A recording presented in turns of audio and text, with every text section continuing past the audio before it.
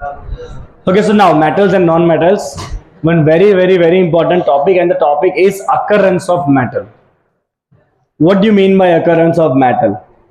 अभी आपको कोई भी मेटल अगर चाहिए, आयरन हो या एल्यूमिनियम हो या लेड हो या टीन हो या कोई भी मेटल हो, वो पेड़ पे तो उगता नहीं है। देखा है कहीं आयरन का पेड़ जहां पे आयरन ऐसा उगता हो?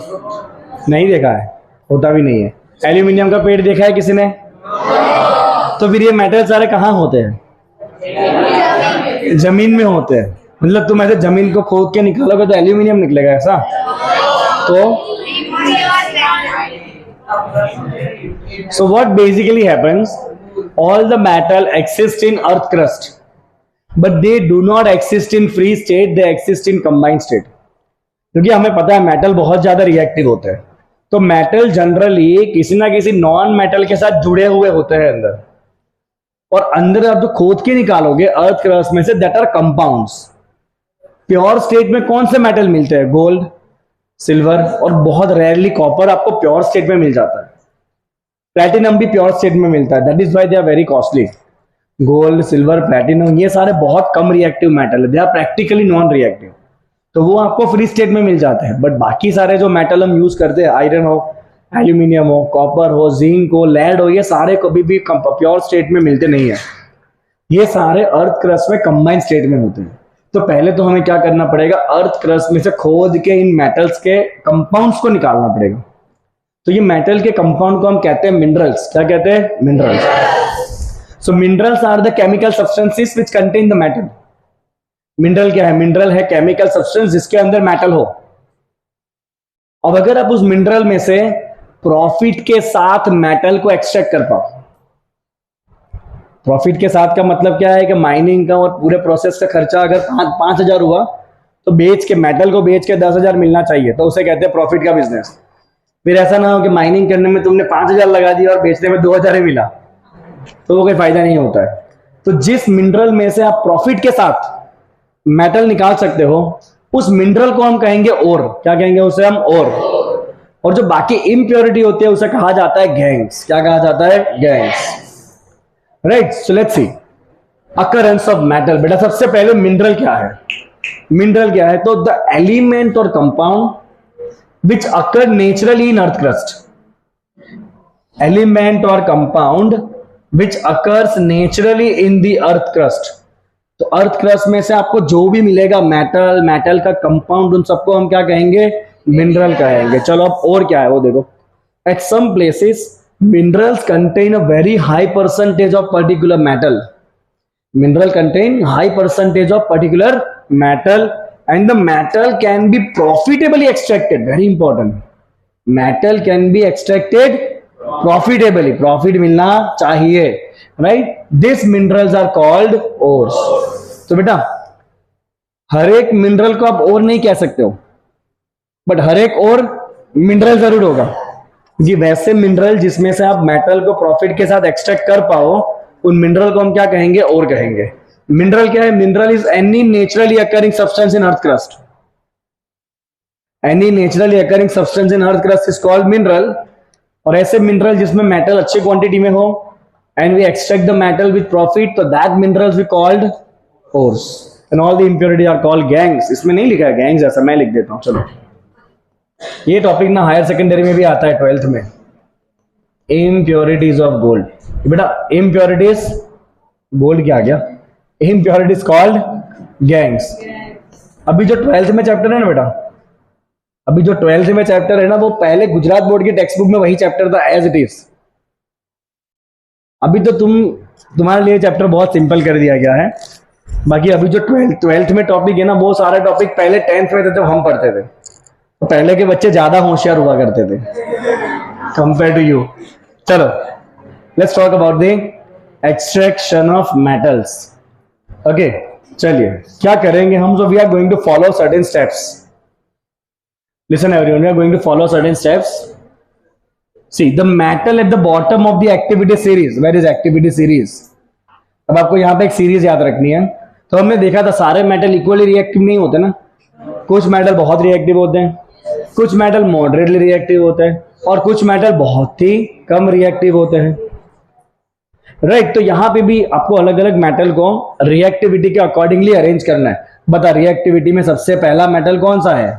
क्या पोटेशियम? वो नहीं, दूसरा टॉपिक, अलग तो वही रहा है। चलो क्या थे मेटल बताओ, चलो सीरीज में। Potassium, sodium, calcium, magnesium, aluminium, zinc, iron, lead, copper, silver. We are talking about metals only, तो हाइड्रोजन को अभी इग्नोर कर दो। हम खाली बात कर रहे हैं बेटा मेटल की। मर्क्यूरी भी हमें एक्सट्रैक्ट, इसमें हमें मर्क्यूरी एक्सट्रैक्ट नहीं करना है, ठीक है, इसमें हमें मर्क्यूरी एक्सट्रैक्ट नहीं करना है बेटा। यहाँ पे ना हम इन मेटल को 3 ग्रुप में डिवाइड करेंगे बेटा, राइट। सबसे महंगा ये वाला ग्रुप, गोल्ड एंड सिल्वर, ये आपको प्योर स्टेट में ही मिलता है। ये कैसे मिलता है आपको? प्योर स्टेट में, क्योंकि ये दोनों किसी के साथ जुड़ते नहीं है। क्या हुआ? Any problem? Neha what happened? हमें भी बताओ ना, इतनी बड़ी हंसी तुम्हारे मुंह पे ऐसे कैसे आ गए? तुम्हारे मुंह पे इतनी बड़ी हंसी कैसे आई? ऐसा तो कोई क्या बोला? श्रुति तू डांस अच्छा कर रही थी क्या? ऐसे ऐसे करके पीछे जाके मैंने वीडियो देखा ना, तो मोमेंट मैंने देखा पहले, तो यार इतना मोमेंट है यार। तो ये दोनों जो है बेटा, they obtained in pure state only, they are obtained in pure state, they are obtained in pure state. क्यों ऐसा? Because they are chemically very less reactive, और यू कैन से अनरिएक्टिव। ये रिएक्टिव है ही नहीं बिल्कुल भी। So this two are unreactive, ये दोनों बेटा अनरिएक्टिव है, तो आपको फ्री स्टेट में मिल जाएंगे। चलो अब जरा इधर आ जाओ। ये सारे, ये बहुत रिएक्टिव है, ये सारे मेटल्स हाईली रिएक्टिव है, तो इनको ऑब्टेन करने के लिए आपको करना पड़ेगा इलेक्ट्रोलिसिस। क्या करना पड़ेगा? इनका इलेक्ट्रोलिसिस करना पड़ेगा। क्या लिखा है एग्जैक्टली? एग्जैक्टली लिखा है electrolysis. So they are highly reactive metals, this all are highly reactive. Aluminium तक के मेटल हाईली रिएक्टिव है, तो हम क्या करेंगे बेटा? इनके लिए इलेक्ट्रोलिसिस। और ये सारे जो है 4 मेटल बीच वाले, zinc, iron, lead and copper, ये चारों मेटल मॉडरेटली रिएक्टिव है। कैसे है ये? Moderately reactive. तो इनके लिए हमें क्या करना है बेटा? मॉडरेटली रिएक्टिव मेटल के लिए हमें करना है रिडक्शन। क्या करना है इनका? रिडक्शन करना है बाय कार्बन। तो हमने बेटा मेटल को ना 3 अलग अलग ग्रुप में डिवाइड कर दिया। आखिरी ग्रुप वाले का प्रॉब्लम नहीं है, क्योंकि वो गोल्ड एंड सिल्वर है, फ्री स्टेट में ही ऐसे मिलेंगे, नसीब हुआ तो मिल जाएंगे तुमको फ्री स्टेट में, राइट। आगे वाले मेटल बहुत ज्यादा रिएक्टिव है। कौन कौन है बहुत ज्यादा रिएक्टिव में? Potassium, sodium, calcium, magnesium, aluminium. तो इनके लिए हमें क्या करना पड़ेगा? इलेक्ट्रोलाइसिस। और बीच वाले जो हम ज्यादा यूज करते हैं metal, zinc, iron, lead, copper, ये मॉडरेटली रिएक्टिव है, तो उनका हम क्या करेंगे? रिडक्शन करेंगे कार्बन डाल के। चलो अब जरा स्टेप पढ़ा जाए, क्या लिखा है? The metals at the bottom of activity series, bottom मतलब ये bottom of activity series are very less reactive, so they often found in a free state, जैसे कि gold, silver, platinum and in rare cases copper. Rare cases में copper generally आपको free state में नहीं मिलता है, बट रेयर केसेस में कुछ लोकेशन ऐसे है जहां पे कॉपर भी फ्री स्टेट में मिल जाता है। बाकी ये तीनों तो फ्री स्टेट में ही मिलना है। कौन कौन? Gold, silver and platinum, they are very less reactive. चलो now copper and silver, they are also found in combined state as their sulphide और ऑक्साइड ओर। तो मैंने कहा था ना कॉपर बहुत रेयर केस में आपको फ्री मिलेगा, बाकी कॉपर आपको जनरली कौन से फॉर्म में मिलता है? In the form of sulphide. Sulphide मतलब जहां कॉपर किससे जुड़ा होगा? सल्फर के साथ। इन फॉर्म ऑफ ऑक्साइड मतलब जहां पे कॉपर किसके साथ जुड़ा होगा? ऑक्सीजन के साथ, राइट। तो ये दोनों मेटल कौन से मेटल बेटा? कॉपर एंड सिल्वर, ये आपको कंबाइंड स्टेट में भी मिल सकते हैं in the form of sulphide and oxide. Next, the metal at the top of series, ये बहुत जिद्दी मेटल है, कंबाइंड स्टेट में ही मिलेंगे, और जिनके साथ कंबाइन होंगे उनको उतना आसानी से छोड़ेंगे भी नहीं, क्योंकि ये बहुत रिएक्टिव है। अगर पोटाशियम किसी के साथ जुड़ गया, फिर पोटाशियम उसको छोड़ता नहीं है, क्योंकि पोटाशियम सबसे ज्यादा रिएक्टिव है। तो इस केस में आपको करंट इलेक्ट्रिसिटी पास करनी पड़ती है। क्या करना पड़ता है? इलेक्ट्रिसिटी पास करना पड़ता है, तब जाके ये जिसके साथ जुड़े होंगे उनको छोड़ेंगे, and that is called electrolysis. See the metal at the top of activity series, they are so reactive that they are never found in nature as a free element. ये कभी भी फ्री स्टेट में मिलने ही नहीं है, किसी ना किसी के साथ जुड़ी जाएंगे।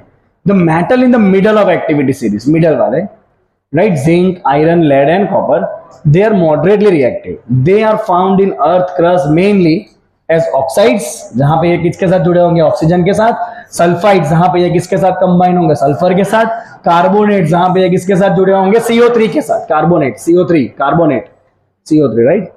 The ore of the many metals are oxides. Majority metal oxide form में होता है, क्योंकि ऑक्सीजन भी बहुत रिएक्टिव है। ऑक्सीजन भी मेटल के साथ सबसे इजीली जुड़ जाता है, तो मेजॉरिटी और किस फॉर्म में होते हैं बेटा? ऑक्साइड के फॉर्म में होते हैं। क्यों? This is because oxygen is also very reactive and it is very abundant in earth crust. Earth crust में पहले नंबर पे आता है ऑक्सीजन, लगभग 45% होता है। दूसरे नंबर पे आता है सिलिकॉन, ये लगभग 28% होता है। तीसरे नंबर पे आता है एल्यूमिनियम, जो करीब 8.5% होता है, 8.3% जैसा होता है। इसमें इस तरह डेटा नहीं दिया, just to make you aware about this things. Earth crust में सबसे ज्यादा कौन होता है? ऑक्सीजन, फिर सिलिकॉन, और तीसरे नंबर पे कौन आता है? एल्यूमिनियम आता है। तो मेटल में पहले नंबर पे कौन आता है? एल्यूमिनियम, मेटल में, क्योंकि ऑक्सीजन नॉन मेटल है, सिलिकॉन सेमी मेटल है, तो सबसे ज्यादा मिलने वाला मेटल कौन सा है? एल्यूमिनियम है। Okay, is it clear? तो बेटा ये लो रिएक्टिविटी फ्री स्टेट में मिलेंगे, copper and silver combined state में भी आपको मिल सकते हैं, राइट। बहुत ज्यादा रिएक्टिविटी वाले हमेशा किस फॉर्म में मिलेंगे? कंबाइंड फॉर्म में मिलेंगे। ये मॉडरेटली रिएक्टिव, ये भी कंबाइंड फॉर्म में मिलेंगे। किसके साथ कंबाइन होंगे? सल्फाइड बनाएंगे, ऑक्साइड बनाएंगे, कार्बोनेट्स बनाएंगे। ओके, चलो आगे बढ़ते हैं। अब यहां पे सबसे इंपॉर्टेंट आपको एक फ्लो डायग्राम बनाना है, और वो फ्लो डायग्राम जिसने याद कर लिया, क्योंकि मेरे को याद नहीं है, जिसने याद कर लिया है फ्लो डायग्राम, उसका समझो बोर्ड एग्जाम में 4 मार्क आ गया। कितना मार्क? 4। चलो तो हम क्या करेंगे बेटा, ध्यान दीजिए, सबका ध्यान यहाँ पे। हम शुरुआत करते हैं और से। कहां से करते हैं बेटा? शुरुआत और से। सबसे पहले हमें क्या करना पड़ता है? और का करना पड़ता है बेटा कंसंट्रेशन। क्या मतलब है कंसंट्रेशन का? बेटा कंसंट्रेशन का मतलब क्या है? तो देखो सिंपल सी बात है, आपने जो भी अर्थ क्रस्ट में से खोद के निकाला है, तो साथ में धूल होगी, मिट्टी होगी, रेती होगी, तो वो सब तो निकालना पड़ेगा पहले। तो ओर में से सारा कचरा निकालने के प्रोसेस को हम कहते हैं कॉन्सेंट्रेशन ऑफ ओर। क्या कहते हैं उसे? Concentration of ore. तो बेटा कॉन्सेंट्रेशन का मतलब होता है रिमूवल ऑफ इम्प्योरिटी। क्या मतलब होता है इसका? Removal of impurities. चलो बेटा, रिमूवल ऑफ इम्प्योरिटीज। अब इसके बाद अब आपका मेटल 3 अलग अलग कैटेगरी में डिवाइड हो जाएगा। पहले हम बात करेंगे metal of low reactivity. Metal of low reactivity, metal of low reactivity. बेटा कौन कौन से मेटल थे इसमें? मेटल पूछ रहा हूं, कौन कौन से मेटल था? गोल्ड, सिल्वर, कॉपर, प्लैटिनम, ये लो रिएक्टिविटी वाले मेटल है। ठीक है, चलिए इनका क्या करना है हमें। सो अगर ये कंबाइन, ये जनरली तो फ्री स्टेट में मिलेंगे आपको, अगर कंबाइंड फॉर्म में मिले भी तो इनका कंबाइंड फॉर्म कौन सा होगा बेटा? सल्फाइड होगा। इनका कंबाइंड फॉर्म कौन सा होगा? सल्फाइड होगा। कौन सा होगा इसका कंबाइंड फॉर्म बेटा? सल्फाइड। ये जनरली फ्री स्टेट में मिलते हैं, बट अगर कंबाइन हुए भी तो किससे कंबाइन होंगे? सल्फर से। और क्या स्टेट होगा उसका? सल्फाइड ओर होगा। अब जब भी सल्फाइड ओर आएगा तो सल्फाइड ओर को किया जाता है रोस्टिंग। क्या करा जाता है? सल्फाइड ओर को रोस्टिंग। रोस्टिंग का मतलब है ओर को एयर के सप्लाई के साथ गर्म करना है। रोस्टिंग का मतलब क्या है बेटा? ओर को कंटिन्यूसली एयर सप्लाई करते जाना है और गर्म करते रहना है, उसे क्या कहते हैं? रोस्टिंग कहते हैं। तो जब भी सल्फाइड ओर होता है ना, सल्फाइड ओर को क्या करना है बेटा? रोस्टिंग करना है। क्या करना है? रोस्टिंग। मैं रोस्टिंग का मतलब लिख दूंगा यहां पे, heating with excess supply of air. Heating with excess supply of air, heating with excess supply of air. चलिए बेटा, अब ये ज्यादा रिएक्टिव तो थे नहीं, ये मेटल ज्यादा रिएक्टिव नहीं थे। हाँ, तो अब जैसे ही इनके सल्फाइड ओर को गर्म करोगे तो मेटल अपने आप सेपरेट हो जाएगा। इसमें आपको और कोई काम करना नहीं है, क्योंकि ये ऑलरेडी बहुत कम रिएक्टिव थे। अगर सल्फर के साथ जुड़ भी गए तो तुम्हें खाली क्या करना है, उसके अंदर एयर पास करके गर्म कर दो, मेटल सेपरेट हो जाएगा। Do you understand this part? Okay, तो यहां पे आपको मिल गया मेटल, और मेटल को क्या करेंगे, रिफाइनिंग, प्योरिफिकेशन। तो ये हो गया बेटा पहला part. I hope it is very clear. Clear है पूरा रास्ता? ओर को क्या करेंगे, कॉन्सेंट्रेट करेंगे। फिर अगर लो रिएक्टिविटी वाले मेटल्स है तो उनका ओर किस फॉर्म में होता है, सल्फाइड। सल्फाइड को हमेशा क्या करा जाता है, रोस्टिंग। रोस्टिंग में क्या करेंगे, बराबर एयर के साथ उसको गर्म करेंगे तो मेटल सेपरेट हो जाएगा अपने आप, और फिर उस मेटल को क्या कर लेंगे, रिफाइन कर लेंगे। Is it clear? चलिए, अब जो मेटल बहुत ज्यादा रिएक्टिविटी वाले थे, जैसे कि सोडियम था, पोटाशियम था, एल्यूमिनियम था, कैल्शियम था, मैग्नीशियम था, इनका क्या करेंगे। चलो, so metals of high reactivity, इस तरफ आ जाते हैं अब। मेटल्स ऑफ हाई रिएक्टिविटी, थोड़े से नाम लिख देते हैं इनके, potassium, sodium, calcium, magnesium, aluminium. इनका क्या करेंगे, अरे ऐसा थोड़ी चलेगा। हाँ, चलो बेटा, इनका क्या करना है हमें। तो देखो, ये बहुत ज्यादा रिएक्टिव है, मैंने पहले ही बोला था कि ये जिनके भी साथ जुड़े होंगे उनको इतना आसानी से छोड़ने वाले नहीं है।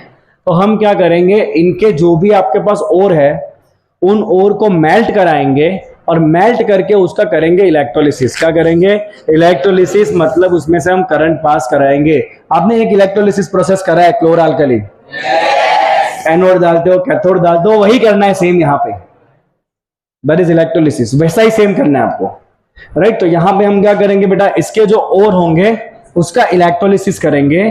तो यहां करा जाएगा बेटा electrolysis of molten ore, electrolysis of molten ore को पहले मेल्ट करेंगे और फिर उसमें से करंट पास करेंगे एनोड कैथोड डाल के, तो मेटल आपका सेपरेट हो जाएगा।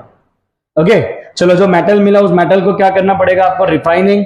बट इस केस के अंदर जनरली आपको मेटल कैसा मिलता है, प्योर ही मिल जाता है। इसमें आपको मेटल कैसा मिल जाता है, प्योर स्टेट में मिल जाता है, तो इसमें रिफाइनिंग नहीं करना है आपको। अब आ जाते हैं मॉडरेट रिएक्टिव वाले बेटा, metals of medium reactivity, metals of medium reactivity. कौन से मेटल थे इसमें, जिंक था, कार्बन कौन बोला, जिंक था, आयरन था, लेड था, कॉपर था। तो ये बेटा मिडिल रिएक्टिविटी वाले हैं, ठीक है। अब जनरली इनके और दो तरह के होते हैं बेटा, इनके और जनरली दो तरह के होते हैं, या तो ऑक्साइड और होंगे, सॉरी, या तो कार्बोनेट और होंगे, या तो सल्फाइड और होंगे। इसमें दो तरह के ओर्स होते हैं, या तो होता है बेटा कार्बोनेट और, कार्बोनेट जानते हो ना, CO3-2 वाला और, कार्बोनेट मतलब कौन सा और, CO3-2 वाला और। या तो कार्बोनेट और होगा, या तो कौन सा और होगा, सल्फाइड होगा। सल्फाइड मतलब S-2 वाला और। सल्फाइड क्या आयन होता है बेटा, S-2 वाला और। दो तरह के और है, हमें पता ही है कि सल्फाइड और में क्या करना है बेटा, रोस्टिंग। सल्फाइड और में क्या करना होता है, रोस्टिंग। अगर कार्बोनेट और है तो ऑक्सीजन तो पहले से है, कार्बोनेट में ऑक्सीजन पहले से होता है, तो आपको इसे एब्सेंस ऑफ एयर में गर्म करना है, और उसे कहा जाता है कैल्सिनेशन। क्या कहा जाता है बेटा इसको, कैल्सिनेशन। जहां पे आपको ओर को सिर्फ गर्म करना है without any supply of air. Roasting में एयर के सप्लाई के साथ गर्म करा जाता है, कैल्सिनेशन में एयर का काम नहीं। आप ऐसे याद रखो, सिंपल सा, रोस्टिंग का ओ आया ना मतलब ऑक्सीजन देना पड़ेगा। कैल्सिनेशन में ओ नहीं है, इसको भूल जाओ, ये कैल्सिनेशन में ओ नहीं है, मतलब यहां पे ऑक्सीजन का काम नहीं है। We will heat this in absence of air. चलिए, ये करने से क्या हो जाएगा बेटा, ये करने से कार्बोनेट भी ऑक्साइड बन जाएगा, सल्फाइड भी ऑक्साइड बन जाएगा। तो अब आपके पास क्या है बेटा, ऑक्साइड ओर है।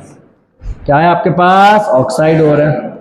अब ऑक्साइड ओर में से ऑक्सीजन खींचना पड़ेगा, तब जाके मेटल सेपरेट होगा। क्योंकि यहां पे मेटल किसके साथ जुड़ा है, ऑक्सीजन के साथ। तो ऑक्सीजन खींचने में सबसे माहिर है कार्बन। ऑक्सीजन खींचने में सबसे माहिर कौन होता है बेटा, कार्बन। तो अब हम क्या करेंगे, यहां पे हम इसको रिडक्शन कराएंगे। रिडक्शन जानते हो ना, रिमूवल ऑफ ऑक्सीजन। तो ये ऑक्साइड में से ऑक्सीजन खींचने के लिए हम कार्बन डाल देंगे। सो हम यहां पे करेंगे रिडक्शन विथ कार्बन। क्या करेंगे बेटा, यहां पे रिडक्शन विथ कार्बन। चलो ऐसा करने से क्या हो जाएगा, मेटल सेपरेट हो जाएगा। और इस मेटल को क्या करेंगे, रिफाइन करेंगे। क्या लिखा है, प्योरिफिकेशन लिखा है, refine purification. So we will do purification. क्या करेंगे हम बेटा, यहाँ पे प्योरिफिकेशन करेंगे। तो काम हो गया तमाम। तो इतना सा आपका फ्लो डायग्राम है। पहले क्या आएगा, और को क्या करेंगे, कॉन्सेंट्रेट। और में से सारी इंप्योरिटी को निकाल देंगे, ठीक है। अब 3 पार्ट में आपका क्वेश्चन डिवाइड हो जाएगा। फर्स्ट, लो रिएक्टिविटी। और किस फॉर्म में होते हैं, सल्फाइड। क्या करेंगे, रोस्टिंग। तो वो अपने आप ही किस में कन्वर्ट हो जाएंगे, मेटल में। और आगे आपको कुछ भी नहीं करना है, बिकॉज वो लो रिएक्टिविटी।